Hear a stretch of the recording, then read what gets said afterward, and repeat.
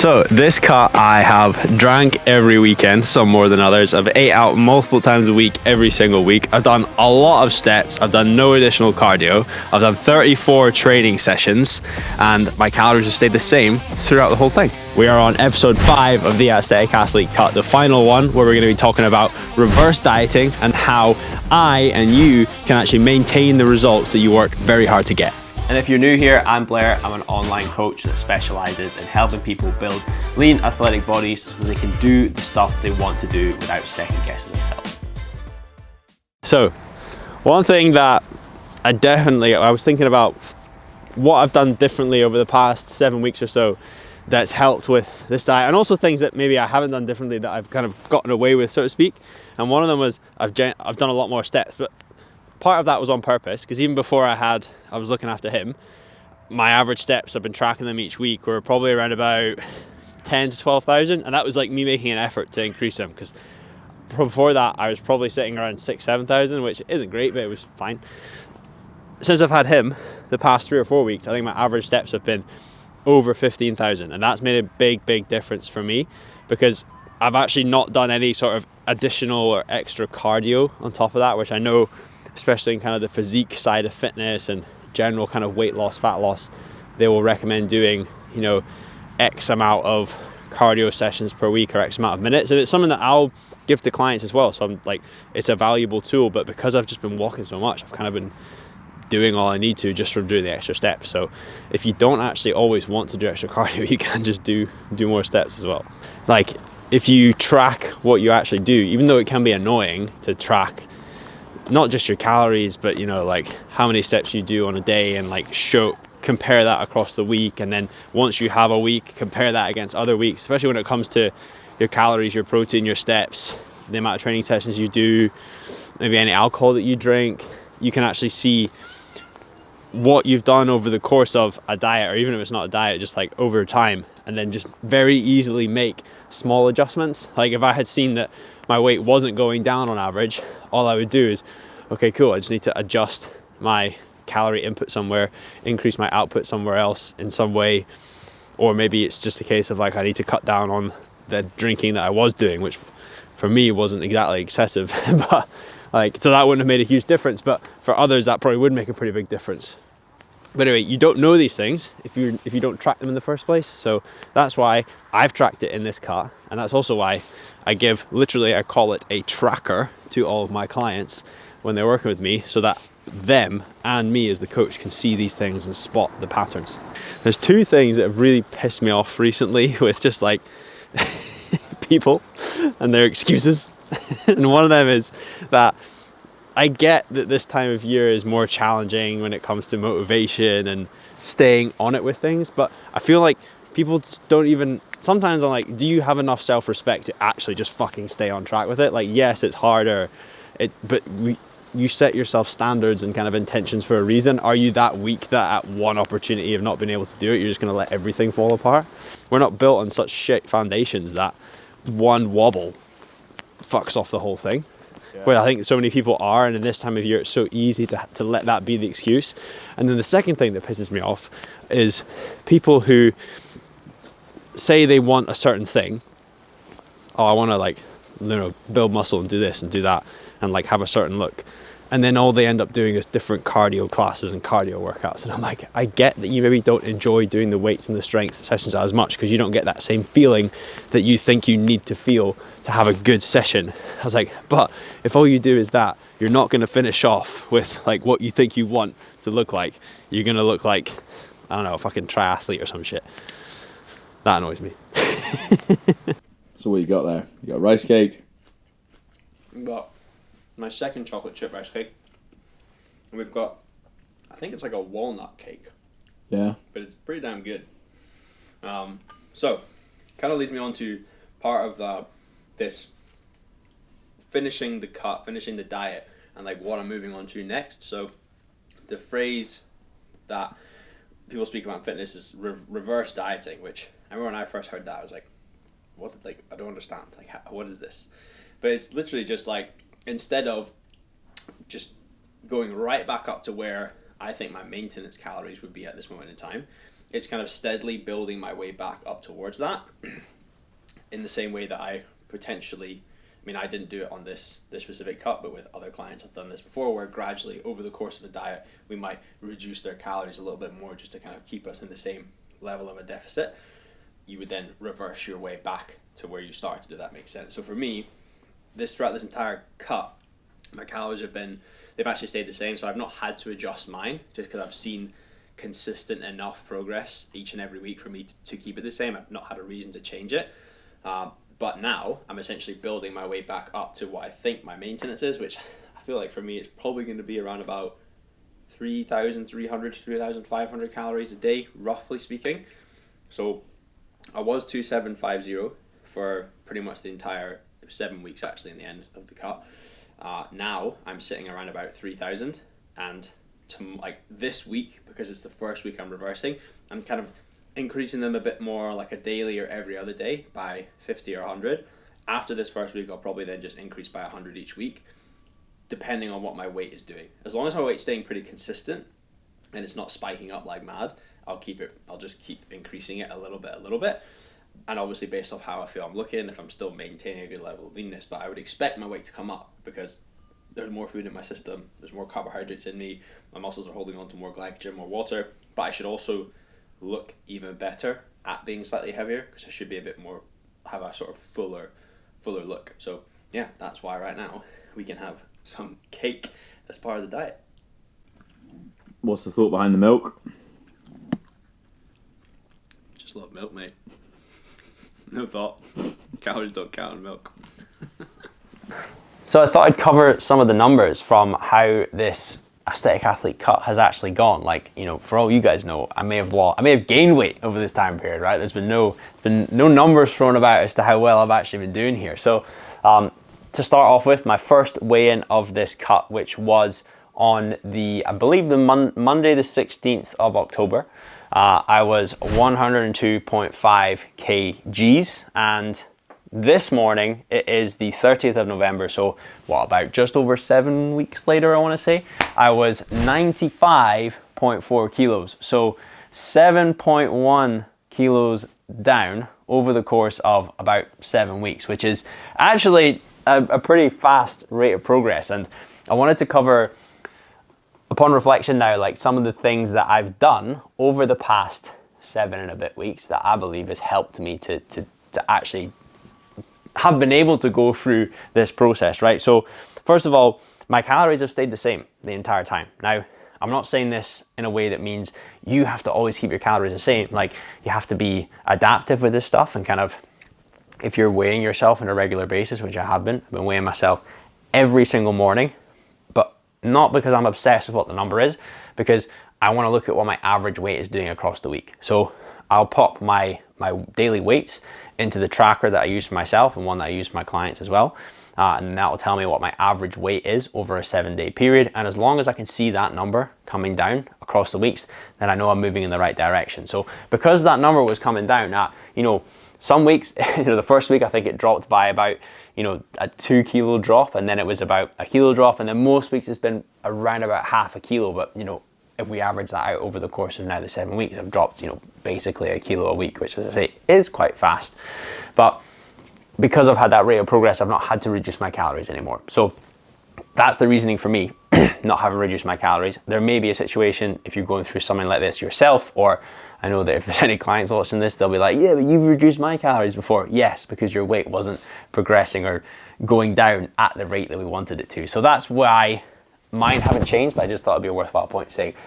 Second point, I didn't do any extra cardio. Like, I know that's a big factor for a lot of people when they think about losing weight. They think, oh, I've got to do more cardio, more this, more that. Like, I've not done any, zero extra cardio. I've just done what I would normally do with my training. And yes, I do conditioning. I have, I'm going on a running interval session every single week. I'm doing one sort of pretty much solely conditioning session. So I am still ticking over in that department, but I'm not then going over and above and doing morning cardio sessions or just kind of zone 2 sessions, mainly because I just don't really feel like I needed to. I didn't have the time. What I did do though, which I guess I've directed my time towards this factor, is I did a hell of a lot more steps, and I kind of spoke about this already, but my average step count, especially for the past 4 weeks, has been, upwards of 15,000 steps, which is a lot for me. So I've probably been directing more time towards doing that rather than just filling the time with more training and more, sort of additional cardio. I also would pretty much back myself to say I've eaten 200 grams of protein pretty much every single day. I reckon I've tracked, let's say 7 weeks, so 7 times 7, 49, quick maths. I reckon I've probably tracked at least 40 of those 49 days.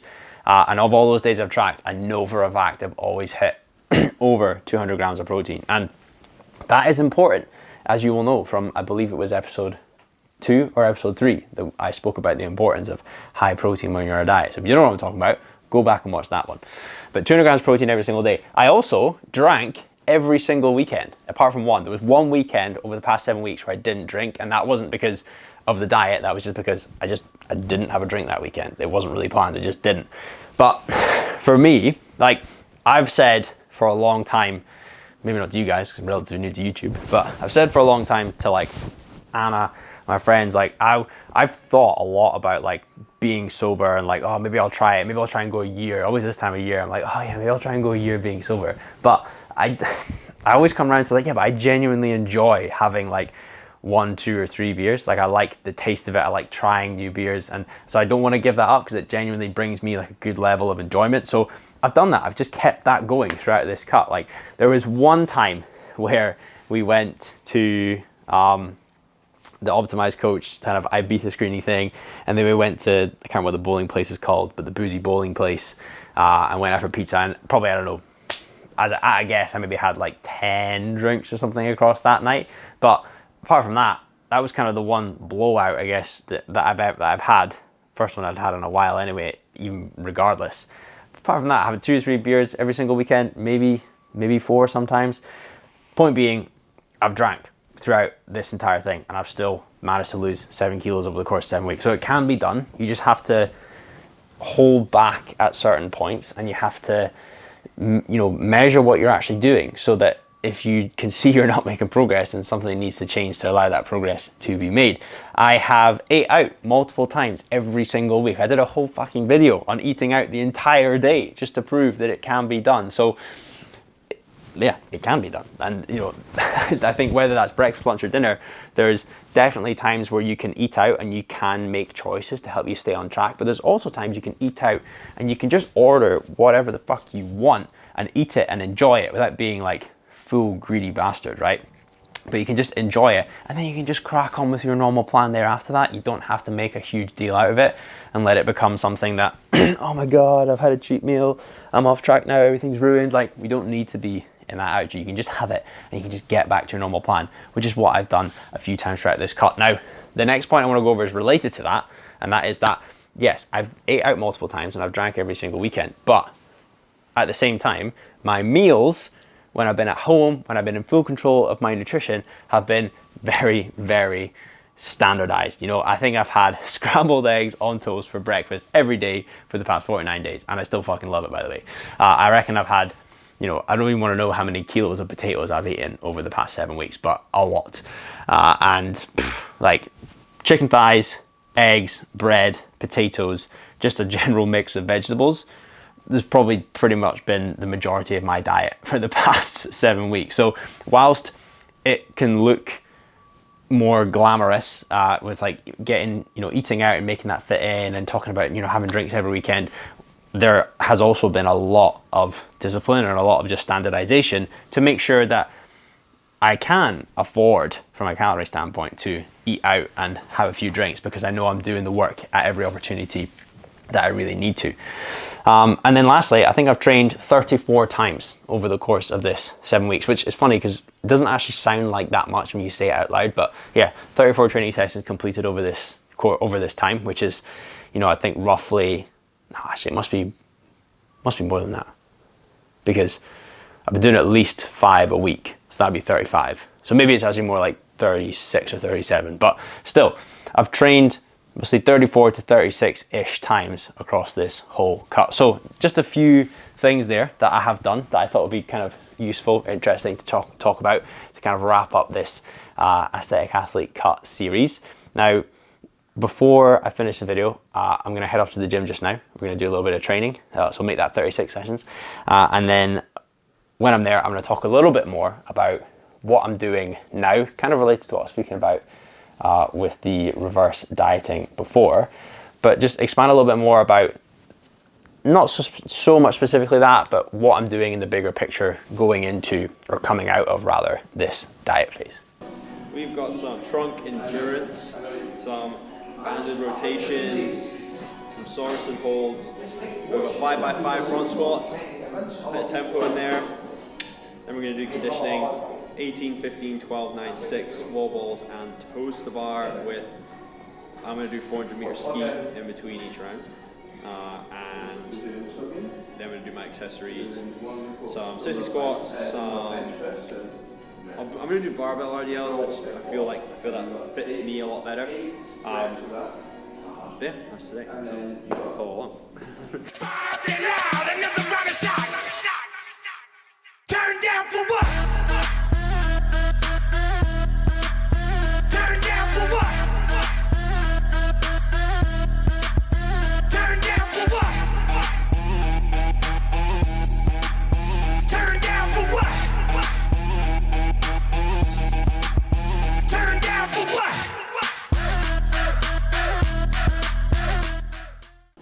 All right, so we are just wrapped up at the gym, and I'm gonna end the video here, but just before I do, I want to explain a little bit more about why I'm going through this sort of reverse dieting phase that I explained earlier, and just like what I'm doing now, because like I think this is where a lot of people go wrong when they go through a diet phase, and I even see it in clients, right, whereby you're so zoned in on this one goal of losing body fat and you get really good success, it's almost hard to see and let go of control a little bit, if that makes sense. And I feel like I would be going through this if I didn't know any better, and like I've kind of fallen for it before. So the reason why I'm increasing my calories steadily over the weeks is mainly because I want my body to adjust to eating more calories. Like, yes, I'm sure it would be fine if I just went from 2,750 up to like 3,300, which I'm guessing is where my maintenance is. But I would rather take it a little bit slower so that I can see and measure the progress roughly on a day-by-day, week-by-week process in terms of, right, what's my weight doing and how's my body reacting to this, how's my training feeling, rather than just taking away the opportunity to do that. So that's why I'm doing this reverse diet. I can hear Dudley crying inside the gym because we've left him in there.